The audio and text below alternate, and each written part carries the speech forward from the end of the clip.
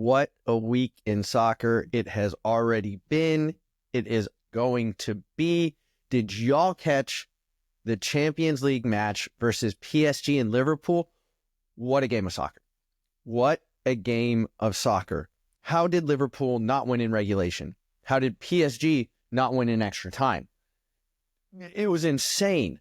And then it went to penalty kicks, the most nervy moment and situation in all of sports.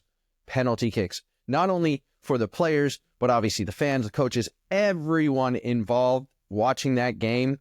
You were just nervous, even if you didn't like either of the teams. And we know that if Mike Geo has a opportunity to step up to that penalty spot, you know I ain't going to be nervous. But we have to get down to business. So I just got off of work and we're in business attire because it's going to be business this weekend for San Diego FC. We play a really, really, really great team in the Columbus Crew who have been perennial winners since the inception of the MLS. They are just a great team. They have a great coach, and we get to play them at Snapdragon this weekend. But can we stay undefeated? Can we get a win on our home field, which we didn't do last time? And how do we match up against the Columbus Crew? Because they have kind of similar tactics to us. It's all going down on the Penalty Kick podcast. I'm your host, Mike Geo, and it is time to cover this matchup, to get this match up in its full frame, to understand all the components of this game and what is going to go down this weekend. But let's start with some of the facts. The Columbus Crew are third in the East. They have the exact same record in the MLS League as we do. 2 wins, 1 draw. And they played a couple extra games in the Champions Cup where they actually lost 3-0 in the first leg of the Champions Cup against LAFC. And they also played the other day. So they played earlier this week on Tuesday and they won 2-1 against LAFC, but they lost the tie. So they're knocked out of that competition. But it just goes to show you good teams are in those competitions. ESPN has them ranked as the 6th team in their power rankings in the entire MLS. We're ranked number 9. So San Diego FC is ranked number 9. And we moved up from last week. We were 23rd. Just goes to show that people are finally putting respect on that name. So San Diego FC is making big moves. But Columbus Crew are solid. They have a great coach, Wilfred Nancy. Wilfred actually got signed to the team in 2023. And guess what? In his first year, they won the MLS Cup. In their second year, they averaged 2.06 goals per match. 2 goals per game. That is absolutely beast. And yes, you're going to win a lot of games. And they got to make it into the playoffs last year, but they ended up losing in the first round. When I looked over their last season record, I noticed that they drew a lot of games at the end of the year. So they looked a better team in the beginning of the year than they did at the end of the year. And it obviously showed with an early exit in the playoffs last year. I think goals might be hard to come by because they got rid and traded a couple players. They got rid of their star striker, Cucho Hernandez. He actually got traded to Real Betis in La Liga. So a great team in La Liga, and Real Betis actually beat Real Madrid not too long ago. He had 19 goals and 14 assists last year. That is insane. Insane. 19 goals and 14 assists. But also, they got rid of their backup striker, Christian Ramirez, who had 8 goals. How are they going to create goals without such potent players up front? A lot of the times, strikers make their money, again, scoring goals. So what do? I don't think they have a traditional striker anymore. They've had to move away from that. They've had to shift to more of an all-hands-on-deck approach when it comes to their front forward players. I think similar to what we use. We don't just rely on one player. It's going to be hopefully soon, when Chucky comes back, Chucky, Dreer, and Ingvartsen, with Luca De La Torre coming in. We had Negri score, right? We're doing scoring by committee a little bit, whereas they were scoring and chance creation by a lot from one person. So let's analyze how this is all going to go down. What does this all mean? What do these numbers mean? How does their style of play look? And let me tell you, the coach is so renowned. He actually has his own style of play. I kid you not. I was reading up on this. It's called Nancy Ball. His style of play has his name in it, Nancy Ball. And so I went back to the tape. Tape don't lie. I went back and I really watched the game that they played against the New England Revolution, and they won 1-0. So I thought it was a good game to go back to, where obviously they didn't just blow a team out. Their first game, they won 4-2. It's also the first game, so you never really can tell how a team's going to look. But when I was watching, I noticed that they're super organized. They have bought in, the team has bought in to Wilfred Nancy's tactics. They have bought into Nancy Ball, but they play a lot like we do. On the offensive end, they want to invite pressure. They want to play out of the back. They want to have composure on the ball to facilitate out of that pressure and then move the ball forward quickly when the timing is right. The big difference from them to us, they don't really do long balls. They don't do long passes. They actually like more quick, short passing. They like overloading their players on the ball side to have more passing outlets, create sometimes 2 triangles for passing, which is really, really interesting. And you can see that on the tape, it's definitely overloaded. So they just have more offensive players versus defensive players. And the formation they play, it's either a 3-4-3 or 3-5-1-1, forgive me. And that means 3 in the back, but that also means usually a lot of players in the midfield. So they like to control the midfield, and they really like possession. They are a big possession team. In the majority, I think, no, actually all of their games, they won the possession battle. So they were over 50% in each one of their games. And in, I think, 2/3 of their games, they were above 60%. That means they're controlling the ball for a long time. They're really good at what they do. They've obviously had this coach for 3 years, 2 really good years, and obviously they're third right now. So it already seems like this year is a good year for them as well. We have to watch out specifically for Diego Rossi. And when I was speaking about overloading the midfield, Diego Rossi likes to float. He's a center attacking midfield, but he's the one that actually overloads.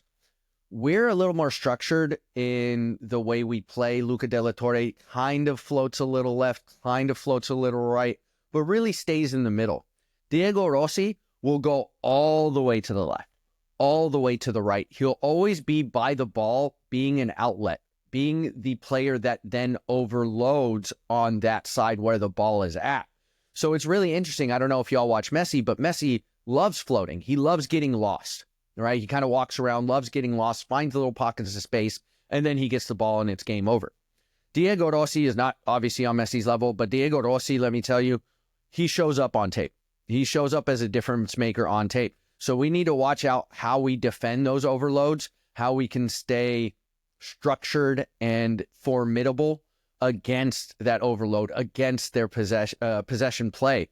I really looked at their play. I was like, oh, this reminds me of Barcelona's tiki-taka with Pep Guardiola, Iniesta, Messi, Busquets, Xavi, right? Like they had this just phenomenal midfield that could pass all day long.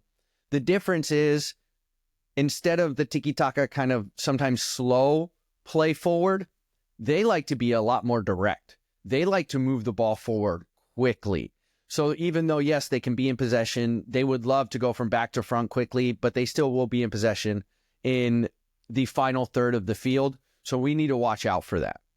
On defense, they do like to press. They like to soft press, which is what we want them to do, right? We also like inviting that defense and inviting that pressure.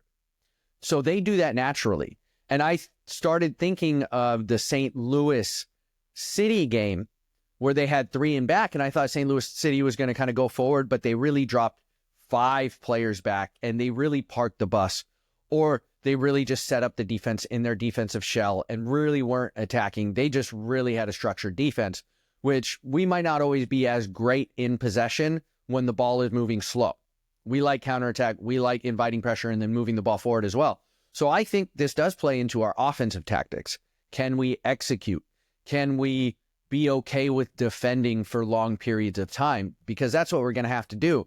But I think this leads to counterattack. I think we can counterattack off that, because if you're pressing us, they're spacing behind. And what do we love in San Diego FC? We love spacing behind. So I think the counter can be killer. And I think we obviously have the players to do counterattacking soccer.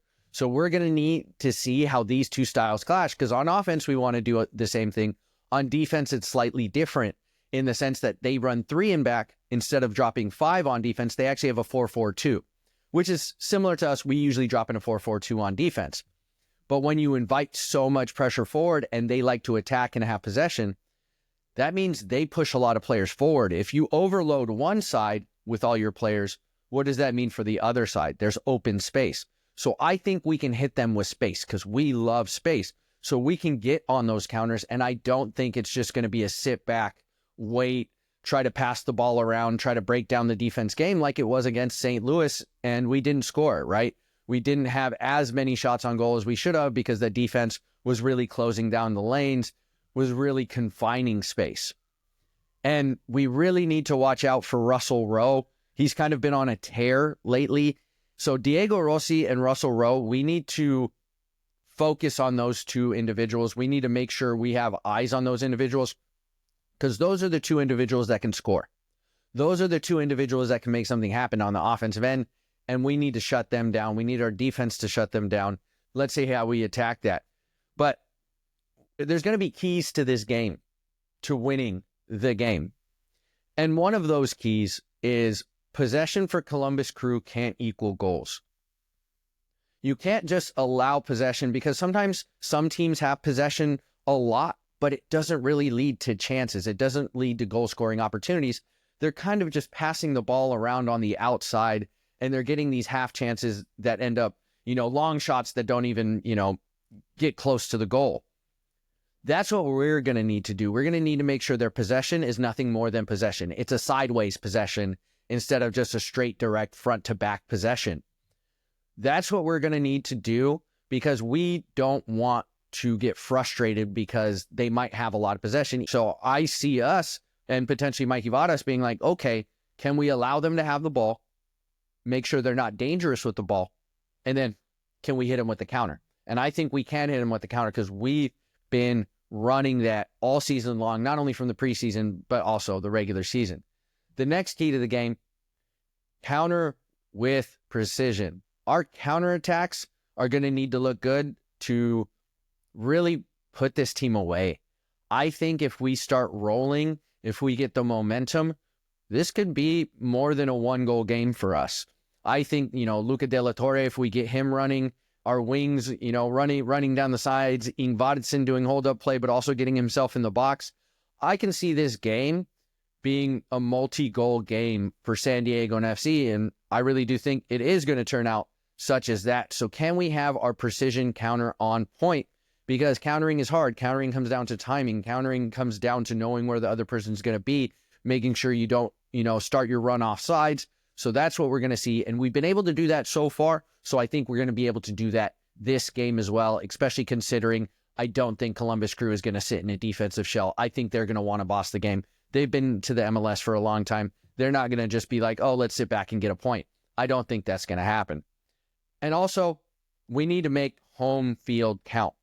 Remember, home field should be an advantage. We didn't win last game. We tied. We're still undefeated. But I want to see a win. I want to make sure you hold down home field. That's going to be a big thing. I think holding down home field is always very important. And I don't care what sports league you're in. Holding down home field is super, super important. So we need to, make sure that everyone in the stadium is raucous. We need to make sure our players are amped to win this game at home and have our first ever win at Snapdragon Stadium. But also, this is a public service announcement. It's a PSA, not only for myself, but for everyone who's going to be at the game. Let's remember not to have those derogatory chants pop up. I know sometimes, it's fun. It's, hey, I'm just having a good time. I don't mean anything of it. The intent's not there. But hey, we're not trying to have games get shut down, and we're trying to have a raucous environment without having hateful speech. So, I just want to throw that out there. I want to make sure, not only myself, and I hold myself accountable, but I just want to make sure that, hey, we have a good time. We don't get games canceled. Let's not get games canceled. Let's show the world that literally, and I've said this since the first video I've ever posted, San Diego is America's finest city. Let's show them that, and let's show them that San Diego is America's finest soccer city.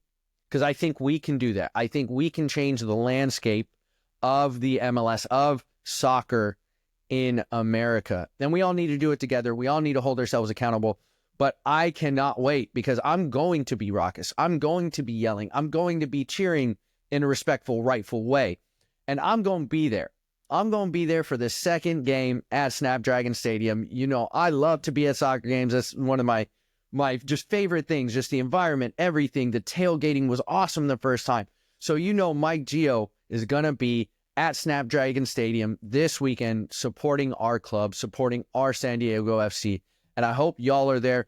Please, if y'all are enjoying, what I'm putting out, if y'all, vibing, please, leave some comments, leave some suggestions in the comment section.